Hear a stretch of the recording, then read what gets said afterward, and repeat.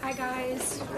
We are going to be going in just a couple of minutes, but I just want to list out for you who all is going to be up at the podium for you today. So of course, Secretary Noem, Sam Olson, who's the ICE Field Office Director here in St. Paul, Mark Zito, ICE SAC St. Paul, Rafi Matai, DEA ASAC Minneapolis, Jared Smith, FBI Acting SAC, Charles Engel, DSAC HSI Denver, Chief Greg Bavino, Commander at Large, John Condon, EAD HSI, and Marcos Charles, Executive Associate Director at ERL.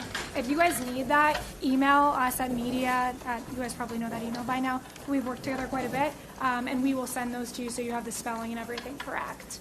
But again, probably like about 10 minutes.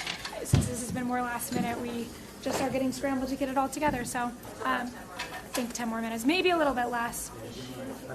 She's going to take questions. We're going to keep it tight. I'm going to be pretty aggressive, probably about 5 minutes. So yeah, just get your questions in and keep it tight. Any questions beforehand, guys? This list, why don't I just send it to you? Can I send it to one of you and you can shop it around too? Sorry, Engel needs to be taken out. Okay, he's fine.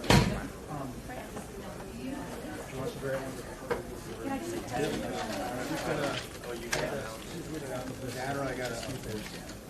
Right now, CBS. How long is it going to be the rest of us? So if you'd like to. 952-737. Let's get audio going at least for now. Yeah.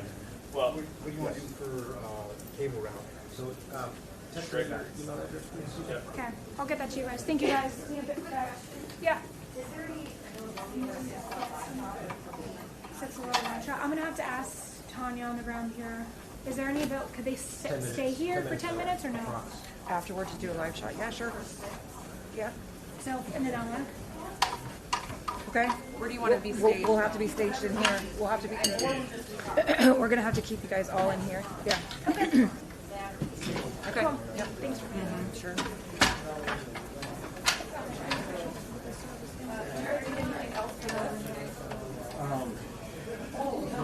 you have a little lounge or they ask if they might have one house, right? I got the gooseneck. I just don't know YouTube because it goes in the other. You have the mount, we'll drill it. Okay. If you have the mount, we'll drill it. Yeah.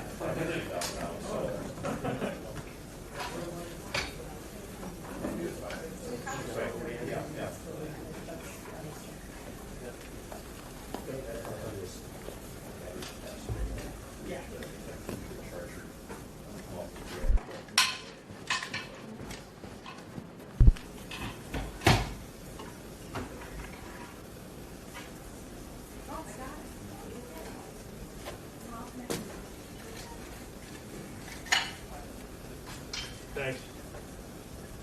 Got 2 backups.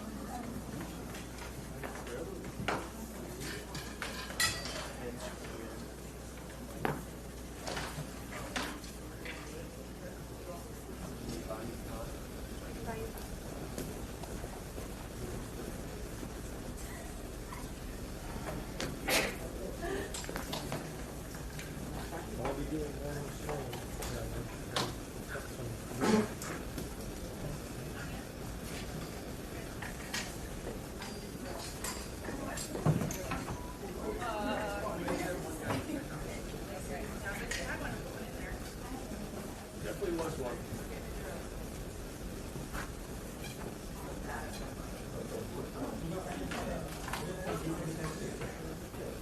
Yeah, you can read it.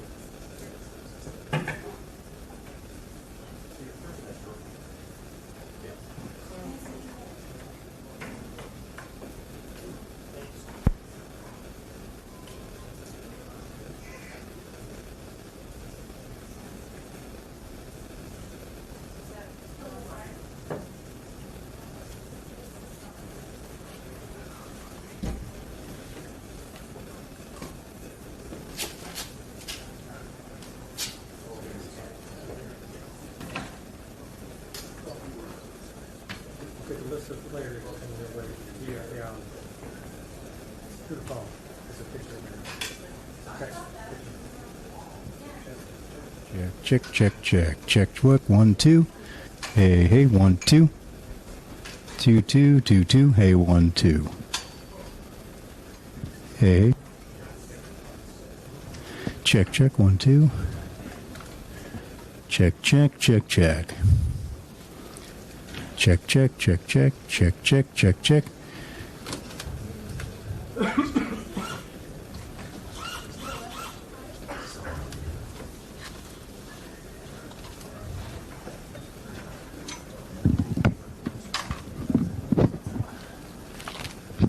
Watch your ears for a second.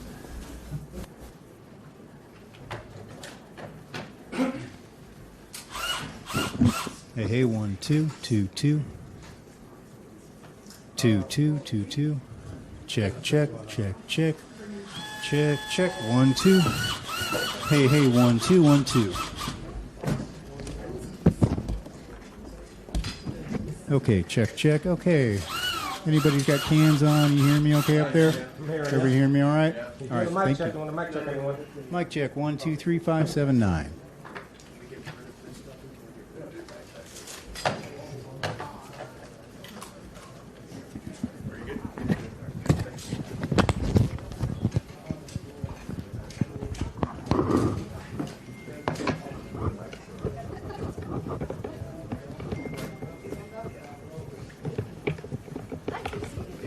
So we just put a mic check. So,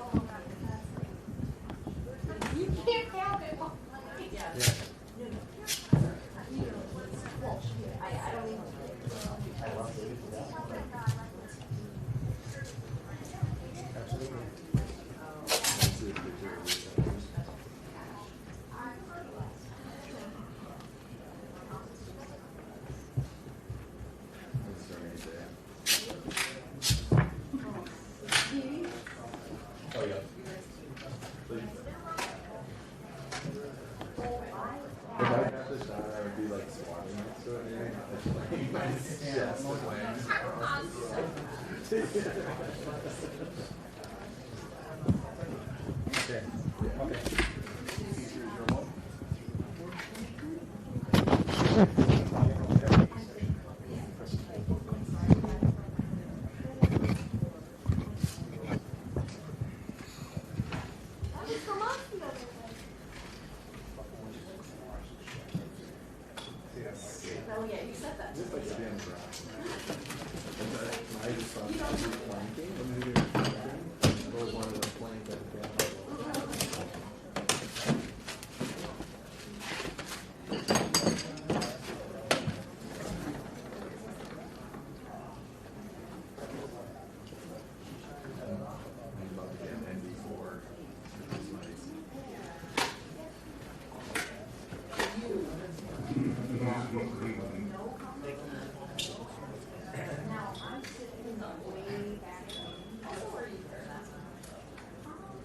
Hey, Bruce.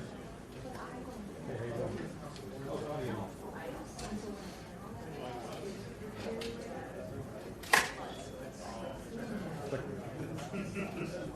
You didn't get anything early. They all just walked out. We did a mic check early. I had them. So I'm concerned you didn't hear. Bye. This was a mic check. Can you do a mic check again, please, when you get a chance? This is a lectern mic check. The microphone and the quick brown fox jumped over the lazy hare. Microphone check 1, 2, 3, 5, 7, 9. Welcome to Minnesota. At this point, has everybody got me? 1, 2, 3, 4, 5, 6, 7, 8, 9, 10. And we have all sorts of people here. And continuing our audio check. This is our sound check. Okay, that's perfect. All right. Yes, we can turn it up. Stand by. Yeah. Check 1, 2, audio check. Levels coming up. 1, 2, 3, 4. Good. Good. That's what you get. Everybody good? Alrighty. Talking? 1, 2, 3, 4, 5. You want more? Or you good? Malt check. 1, 2, 3. Good. Let's call it there. All right. I gotta call Susan back. You good? Come on, good.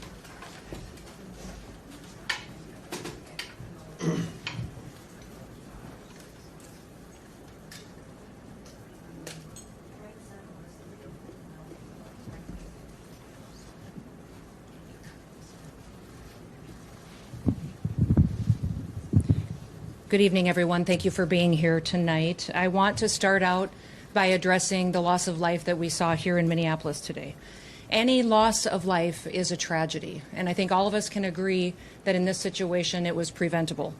I've spoken to the president today on the situation here on the ground. I also just got off the phone a little while ago with Governor Walz and spoke to him as well.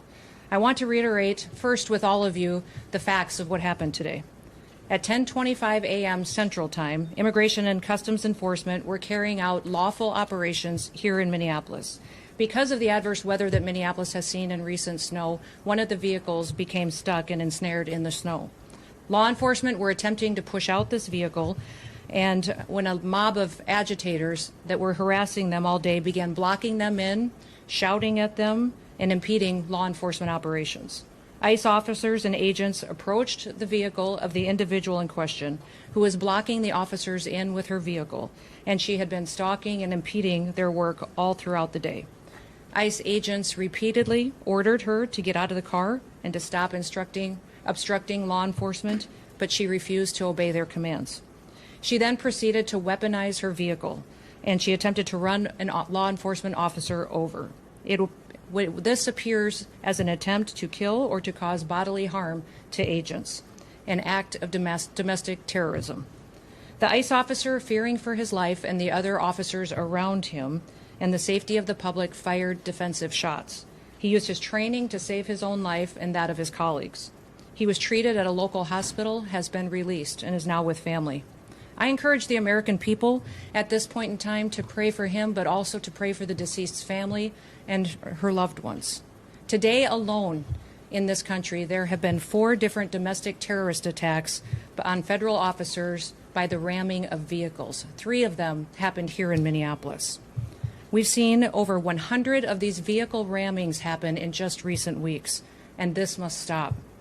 ICE alone is facing a 1,300% increase in assaults against them and an 8,000% increase in death threats against all of them. In fact, the very same officer who was attacked today had previously been dragged by an anti-ICE rioter who had rammed him with a car and drug him back in June. He sustained injuries at that time as well.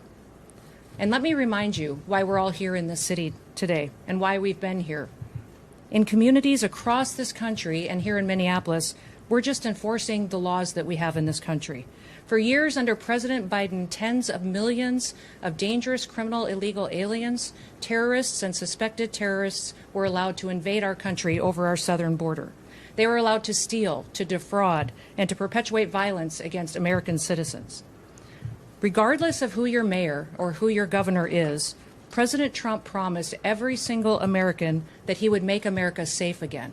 He promised every single American that he would work to protect them from dangerous criminals. Since Governor Walz has been in charge of Minnesota, we have seen homicides go up by over 50%. That's also during Mayor Frye's tenure as well. Since President Trump took office, Governor Walz has released over 470 violent criminals back onto the streets here in Minneapolis. He has another 680 of them still within his jurisdiction that he could give to us today to face the consequences for their crimes. Because Governor Walz and Mayor Frye refuse to protect Minnesotans, and instead they protect these criminals, that's why we are here. And we didn't just show up yesterday, we've always been here. But we're surging operations because of the dangerous situation we see in this country and because we're no longer going to allow illegal criminals to damage and harm, to kill, to sexually abuse, to proliferate drugs, and to steal American taxpayers' dollars. This state has faced unprecedented immigration fraud. It's seen unprecedented benefit fraud.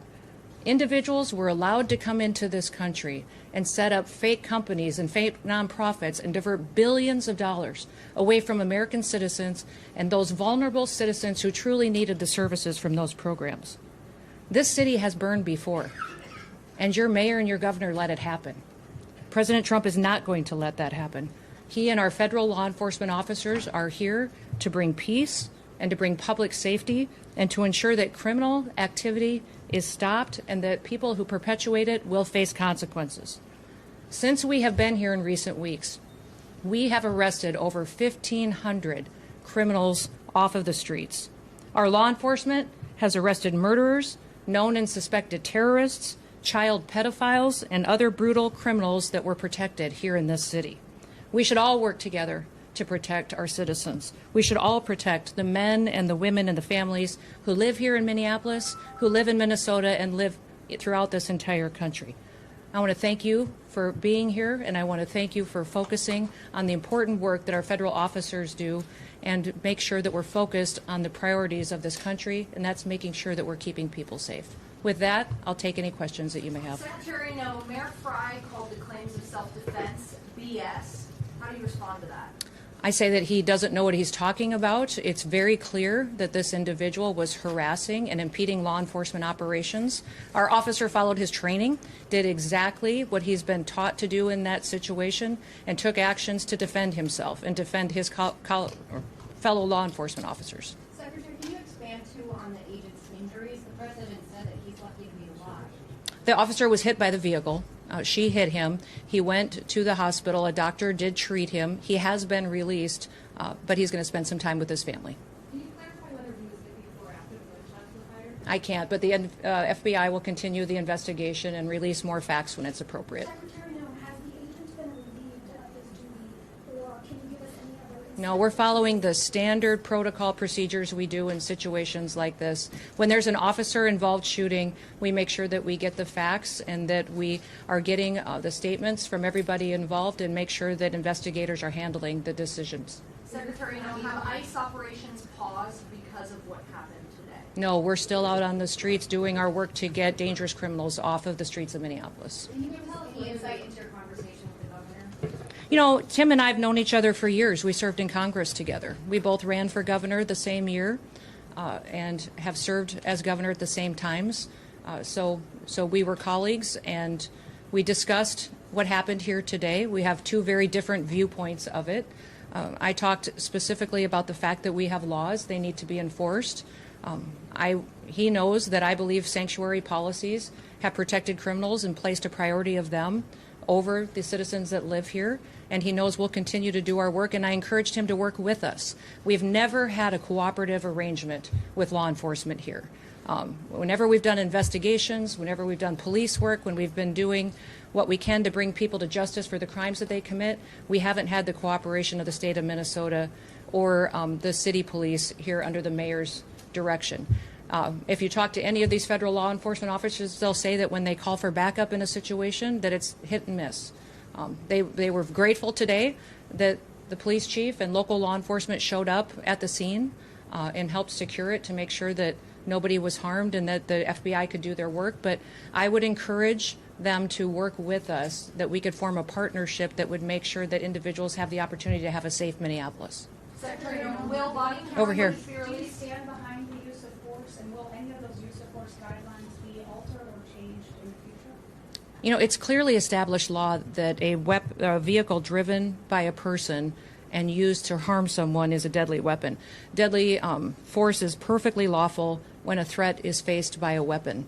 So I do believe that this officer used his training in this situation, and we'll let the FBI continue the investigation to get it resolved. So just to be clear, did the shooting happen before or after the vehicle hit the officer? I know you keep asking that, but that doesn't mean that the FBI is going to give you an answer today. There will be an investigation. We want to make sure that it's factual. What I would ask is that as we go forward from here today, that we all remember that our job is to have peaceful discussions. I'd encourage our local law enforcement and state law enforcement to work with us. We are going to continue to operate here in Minneapolis and in the state of Minnesota to make sure we're going after dangerous criminals. One of the key focuses that we've had here is a focus on individuals who are sexual predators and are involved in child exploitation. When I was just here yesterday, we arrested individuals who were charged with criminal assault and sexual assault and people that exploited children. Why would you want to keep them on your streets? President Trump has promised to go after the worst of the worst, and that's exactly what we're doing in Minneapolis. By not working with us, Governor Walz and Mayor Frey are putting those criminals and prioritizing them over our children and our grandchildren. Governor Walz said that he is not going to give any heads up when there is going to be. And that's simply not true. He said that to me on the phone too, so I'll get him the documentation that he needs so that he knows that we would love to coordinate with him. He doesn't give us access to any information on criminals, let us know who he's detained, doesn't honor our detainers, and has individuals and criminals in his jurisdiction that he won't turn over us today too. Yes. You mentioned that the officer involved today was once before raped by a vehicle. Can you explain the difference between that instance and today? Was a firearm discharged then? If not, what was the big difference? I won't speak to that case right now, but we can get you the details and the information on that. But the facts of the matter is he's an experienced officer. He's been in situations like this before, and he certainly has been out there and followed his training today. Given the threat of vehicle encounters, are you going to change the way You know, people need to stop using their vehicles as weapons. Are you going to change the This domestic act of terrorism to use your vehicle to try to kill law enforcement officers is going to stop. And I'm asking the Department of Justice to prosecute it as domestic terrorism because it's clear that it's being coordinated. People are being trained and told how to use their vehicles to impede law enforcement operations and then to run over anybody who gets in their way while they go out there and try to disrupt peace and public safety. And Americans deserve better. So can you say what they were The investing? National Guard. Deploying the National That hasn't been a part of the discussion. I know Governor Walz mentioned some of that earlier in his press conference, but we've got law enforcement officers here that will continue to work, and we're hopeful that the public recognizes that the work that we do every day makes America safe again. Can you get With insight that, into the operation that was happening at 34th Portland? we had law enforcement officers that were out there doing an enforcement action, and a vehicle got stuck in the snow, and so they had called for other people to come and help them get that vehicle out. Those officers were trying to free the vehicle when the harassment started, when the protesters were out there impeding their vehicles and preventing them from leaving the scene. Was it at a particular home or business in that intersection? I won't speak to that. Can you speak to the crime that person may be committed that you were going after? And you mentioned sexual criminal. Okay. Will body camera footage be released? I will let the FBI decide. Were they on target today when they were in that neighborhood? They were returning back to headquarters, I believe, to start a new operation, had just completed one. Well, thank you. What's that? I was one of the vehicles that ICE officers were using. But remember, when we operate in a task force model. So we have other federal agencies that work with us, and we're very grateful for that. We have CBP officers, the FBI, DEA, ATF, all of those all work with us every day in a task force model, and we appreciate it. We'd love to have the state police, and we'd also love to have the Minneapolis police chief and his team be alongside of us while we're out there doing those enforcement operations. With that, we'll get you more information as it is revealed, but thank you and everybody. Let's work together to make sure that we can continue to help the city be safer, get more criminals off the streets, and ensure that our public has the opportunity to pursue the American dream in a city they can be proud of. Thank you.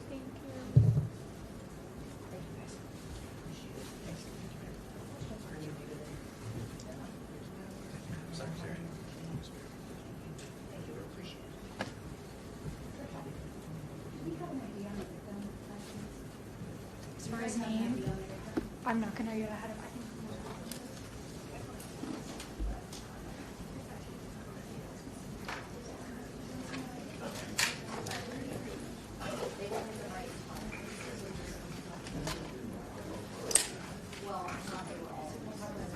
Thank you for coming. Thank you. Yeah. Sure.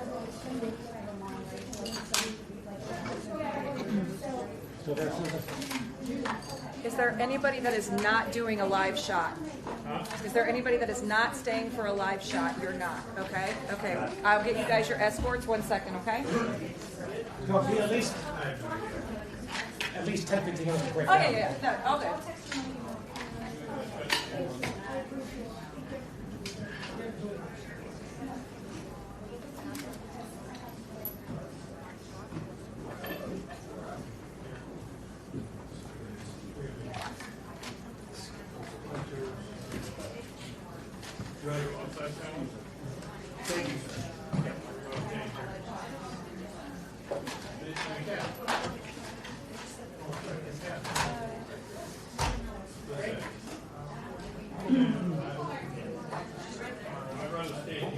Yes, ma'am. 20 minutes. Yes, you could stay in here. This is the only place here. I'll be in here so that when you're done.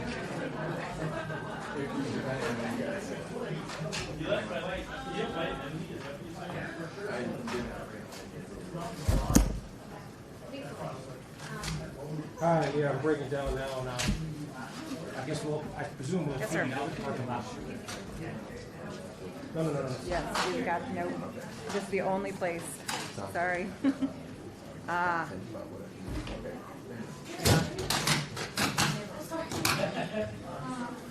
need to reiterate, no live shots will be done on the property outside. When you're in your vehicles, you have to immediately